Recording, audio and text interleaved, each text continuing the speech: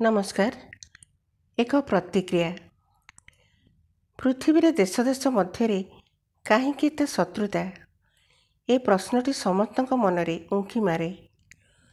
निकटर एहीपरि एक मर्मन्तुद घटना घटी जाइछि। से दिन थिला एप्रिल 22 तारिख 2025। भारतर भूस्वर्ग काश्मीर पहलगाम रे आतंकवादी पक्षर निरीह पर्यटक मानक उपरे बर्बरचित आक्रमण काहारी मनरू लिभि नाही कि लिभिब नाही। पहलगामर मनमुग्धकर दृश्य उपभोग करुथिला बेले हठात पर्यटक मानक उपरे अतर्कित गुलीचालना समग्र विश्व को स्तब्ध करदेला।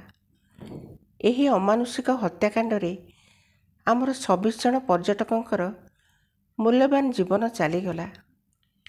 अनेक लोक आहत हेले।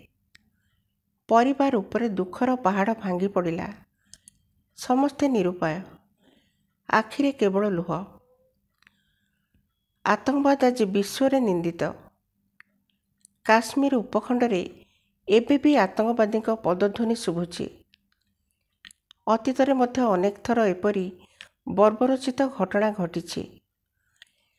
भारत और पाकिस्तान मध्य छोट बड़ विभिन्न समस्यार अंत नहीं, किंतु काश्मीर समस्या क्रमे बड़ आकार धारण कला। एसबुर सुजोग नहीं आतंकवाद मुंड टेकी उठिला।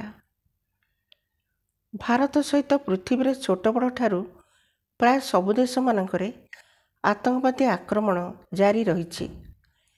देश धन जीवन सबु नष्ट हो जाउछि।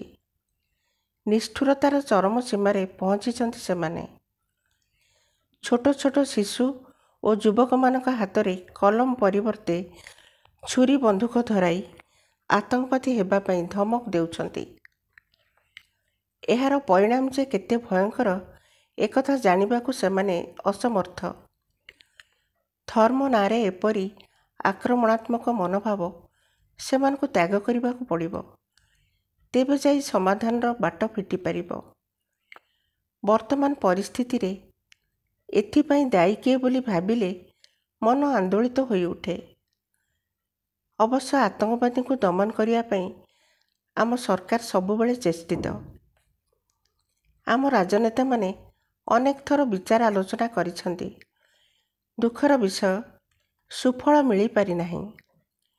किंतु आम सरकार एथिपाई पाकिस्तान को कड़ा चेतावनी सुनाई विभिन्न पदक्षेप नौछंती। निश्चित भावरे समाधानर बाट बाहरिबो बोली भारतवासी आशावादी होई चाहि बसिछंती। धन्यवाद।